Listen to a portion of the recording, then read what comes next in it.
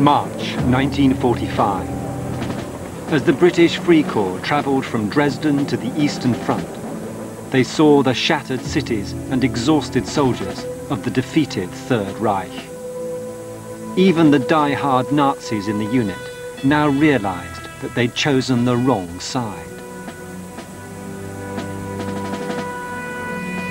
The British Free Corps' last stand took place here, outside the village of Krusov on the River Oder.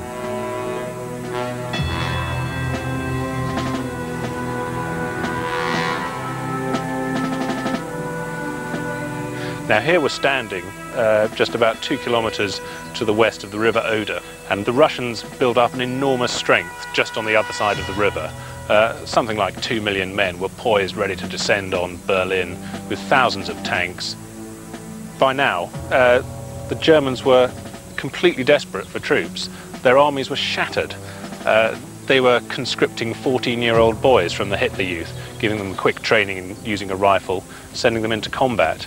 They were getting old men, they were amputees, and right at the bottom of the barrel is the British Free Corps.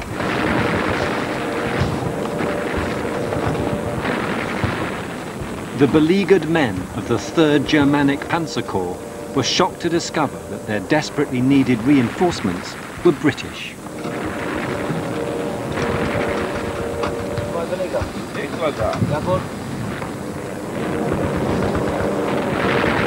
They were right up forward, about as far forward as German troops were, observing the Russians on the other side of the river there, and the British Free Corps guys did say we could see the Russians, we could see them, you know, preparing positions, doing all the rest.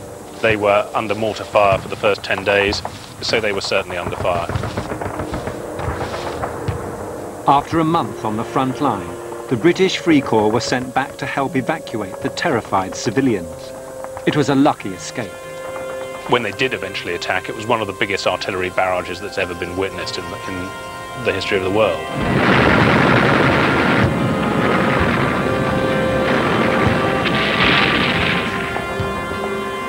The British Free Corps' German comrades were obliterated and the Russians swept into Berlin.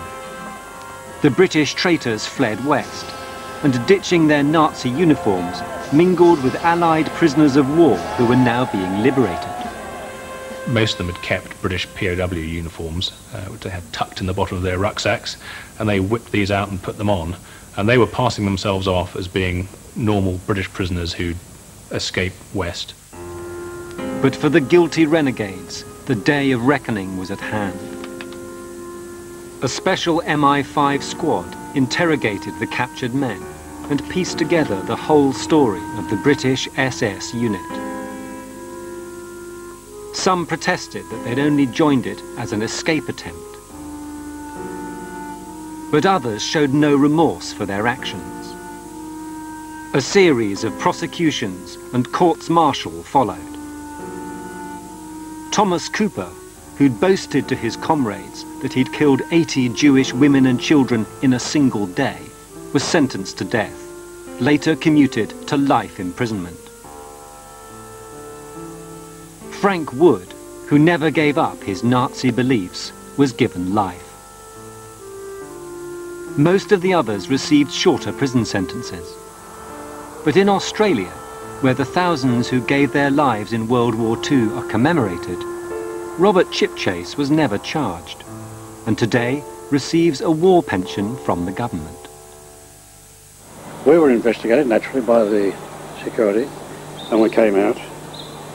And don't worry, we investigated. And were you charged at all with aiding the enemy? I don't wish to talk about it. No, no, never tried. So I'm sorry. So you get your war pension now and everything. No more. Oh yes, that's all. No more. Bye-bye. Thanks. This is not the original letter. David Greenhoff's father, John Wilson, was sentenced to 10 years. He wrote from prison to David's mother. I was in Germany. My intentions were still the same. I joined a corps called the British Free Corps. I suppose you'll know all about that now. I had a smashing time. You know me. He was obviously a bit of a lad. And the more I read about him, I thought, well, look at it this way. Here's an event in which millions of people died. Many of them not only in the battlefield, but in circumstances, disgusting and vile circumstances, tortured to death, starved to death, beaten to death. And here was a man who managed to spend most of the war swanning around Berlin, getting a grip of Norwegian maidens and having a wonderful time. I know it doesn't sound very moral, but to me he doesn't seem to have done very much harm either. And the man who dreamed up the whole idea of a British Nazi Legion, John Amory, faced the ultimate penalty.